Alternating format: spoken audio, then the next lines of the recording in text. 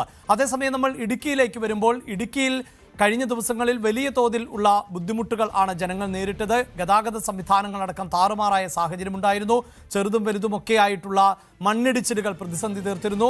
അണക്കെട്ടുകളിലെ ജലനിരപ്പ് ഉയർന്ന പശ്ചാത്തലത്തിൽ ഷട്ടറുകൾ തുറന്ന പശ്ചാത്തലമുണ്ടായിരുന്നു. ഇന്ന് എന്താണ് ഇടുക്കിയുടെ സാഹചര്യം എന്ന് കൂടി നോക്കാം. പ്രിൻസ് ആണ് ചേരുന്നത്. പ്രിൻസ്, ഇതിൽ മുല്ലപ്പെരിയാർ അണക്കെട്ട് തുറക്കുന്നു എന്ന പ്രത്യേകതയുണ്ട്. അത് തമിഴ്നാട്ടിലേക്ക് ജലം എത്തിക്കുന്നതിന് വേണ്ടിയാണ്.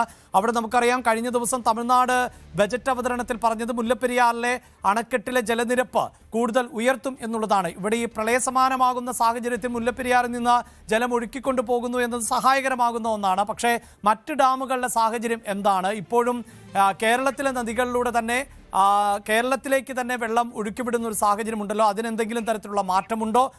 രാവിലെ മുതൽ മഴ ഏത് നിലയിലാണ്?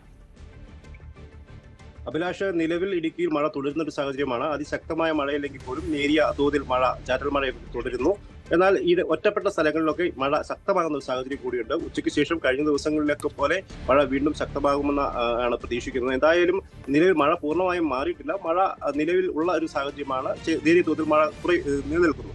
ഇപ്പം ഇടുക്കിയിലെ അണക്കെട്ടുകളിൽ നിന്ന് വെള്ളം പുറത്തേക്ക് ഒഴുക്കുന്നു. അതായത് 3 അണക്കെട്ടുകളിൽ നിന്ന് ഇപ്പോഴും വെള്ളം പുറത്തേക്ക് ഒഴുക്കുന്നുണ്ട്. കല്ലാർകുട്ടി, മലങ്കര, പാമ്പള അണക്കെട്ടുകളിൽ നിന്ന്. അതിൽ മലങ്കര അണക്കെട്ടിൽ നിന്നാണ് കൂടുതൽ വെള്ളം തൊടുപുഴയാറിലേക്ക് ഒഴുക്കുന്നത്. ഒപ്പം കല്ലാർകുട്ടിയും പാമ്പള അണക്കെട്ടുകളിൽ നിന്നും വെള്ളം ഒഴുക്കുന്നതിന്റെ അളവ് കുറച്ചിട്ടുണ്ട്.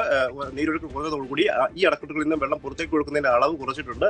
വരും ദിവസങ്ങളിൽ ഈ അവസ്ഥയിലാണ് മഴ തുടരുന്നതെങ്കിൽ ഷട്ടറുകൾ പൂർണ്ണമായും അടയ്ക്കുന്ന ഒരവസ്ഥയിലേക്ക് സാഹചര്യം എത്തിയേക്കാം എന്നും കരുതപ്പെടുന്നു. ഒപ്പം ഇരട്ടയാർ, കല്ലാർ ഡാമുകളിലെയൊക്കെ ജലനിരപ്പ് ഉയരുന്നുണ്ടെങ്കിൽ പോലും ഇവയൊന്നും കുറയ്ക്കേണ്ട ഒരു സാഹചര്യം നിലവിലില്ല എന്നാണ് വിലയിരുത്തപ്പെടുന്നത്. കാരണം അതിശക്തമായ ഒരു മഴ തുടർച്ചയായി പെയ്യുന്ന സാഹചര്യം ജില്ലയിലില്ല.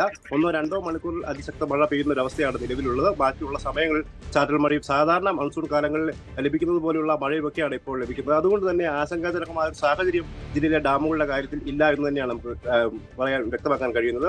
ഒപ്പം ഇടുക്കിയിലെ ജലനിരപ്പ് 2353 അടിയിലേക്ക് ഉയർന്നിട്ടുണ്ട്. എന്നാൽ ഇത് കഴിഞ്ഞ വർഷത്തെ അപേക്ഷിച്ച് ഏകദേശം 24 അടിയോളം, അതായത് കഴിഞ്ഞ വർഷം ഈ സമയം ഏകദേശം 2377 അടിയോളം വെള്ളം ഇടുക്കി അണക്കെട്ടിലുണ്ടായിരുന്നു. അതിൽ നിന്ന് ഏകദേശം 24 അടിയോളം വെള്ളം ഇപ്പോഴും ഇടുക്കി അണക്കെട്ടിൽ കുറവാണ്. മുല്ലപ്പെരിയാറിൽ ഏകദേശം 122 അടിയിൽ മുകളിലാണ് ജലനിരപ്പുള്ളത്. മുല്ലപ്പെരിയാറിൽ നിന്ന് നിലവിൽ തമിഴ്നാട് കാർഷിക ആവശ്യങ്ങൾക്കായി വെള്ളം പുറത്തേക്ക് കൊണ്ടുപോകാൻ ഇന്ന് ആരംഭിക്കുന്നുണ്ട്. അതായത് സാധാരണഗതിയിൽ മൺസൂണിന്റെ തുടക്കത്തിൽ തന്നെ കാർഷിക ആവശ്യങ്ങൾക്കായി വെള്ളം കൊണ്ടുപോകുന്ന നടപടികൾ തമിഴ്നാട് ആരംഭിക്കാറുള്ളത്. അതായത് മിക്കവാറും വർഷങ്ങളിൽ ജൂൺ 1 തന്നെ ഈ തേക്കടിയിലെ ഷട്ടറിലൂടെ ടണൽ മാർഗം തമിഴ്നാട്ടിലെ കമ്പം, ഗൂഡല്ലൂർ താഴ്വാരങ്ങളിലേക്ക് വെള്ളം എത്തിക്കുന്ന ഒരു നടപടിയിലേക്ക് തമിഴ്നാട് നീങ്ങാറുണ്ടെങ്കിൽ പോലും ഇത്തവണ മൺസൂണിൽ കാര്യമായ മഴ പെയ്യാതിരുന്നു.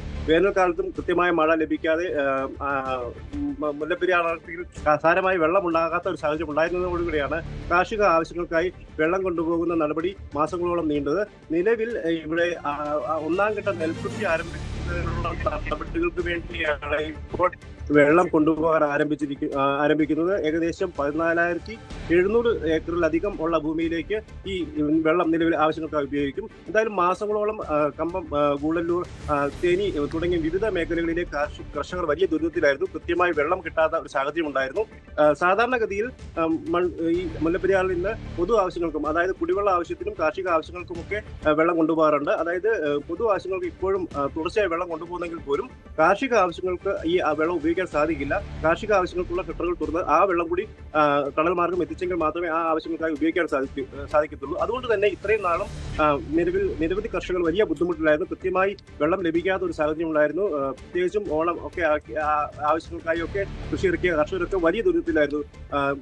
കമ്പം, ഗൂഡല്ലൂർ മേഖലകളിലെ പച്ചക്കറി കൃഷിയും മുന്തിരി കൃഷിയും ഒപ്പം പൂക്കൃഷിയും ഒക്കെ വലിയ പ്രതിസന്ധിയിലായിരുന്നു. അങ്ങനെ ഒരു വലിയ പ്രതിസന്ധി നേരിട്ടൊരു സാഹചര്യം കൂടി ഉണ്ടായിരുന്നു. അതുകൊണ്ട് തന്നെ കർഷകർ വലിയ ആശ്വാസത്തിലാണ്. അല്പാൽപമെങ്കിലും വെള്ളം ലഭിക്കുമെന്നൊരു പ്രതീക്ഷയുണ്ട്. എന്തായാലും 1ാം ഘട്ട നെൽകൃഷിയുടെ ആവശ്യങ്ങൾക്ക് വേണ്ടിയാണ് ഇപ്പോൾ മുല്ലപ്പെരിയാറിൽ നിന്ന് വെള്ളം പുറത്തേക്ക് തമിഴ്നാട്ടിലേക്ക് കൊണ്ടുപോകുന്ന നടപടികൾ ആരംഭിച്ചിരിക്കുന്നത്. നിലവിൽ 122 അടിയാണ് മുല്ലപ്പെരിയാറിലെ ജലനിരപ്പ്. എന്നാൽ നിലവിൽ തമിഴ്നാട് കൂടുതൽ വെള്ളം കൊണ്ടുപോയില്ലെങ്കിൽ പോലും മുല്ലപ്പെരിയാറിന്റെ നിലവിലെ സാഹചര്യത്തിൽ ആശങ്കജനകമായ ഒരു അവസ്ഥയില്ല. കാരണം നിലവിലത്തെ അവസ്ഥയിൽ മുല്ലപ്പെരിയാർ തുറക്കേണ്ട ഒരു ആവശ്യം നിലവിലില്ല. കാരണം വലിയ തോതിൽ മുല്ലപ്പെരിയാറിലും വെള്ളം കുറവാണ് എന്നുള്ളതാണ് വസ്തുത. അഭിലാഷ്, അതാണ് ഇടുക്കിയിൽ നിന്നുള്ള ചിത്രമെങ്കിൽ. കൂടുതൽ വാർത്തകൾക്ക് News 18 Keralam YouTube channel subscribe ചെയ്യുക.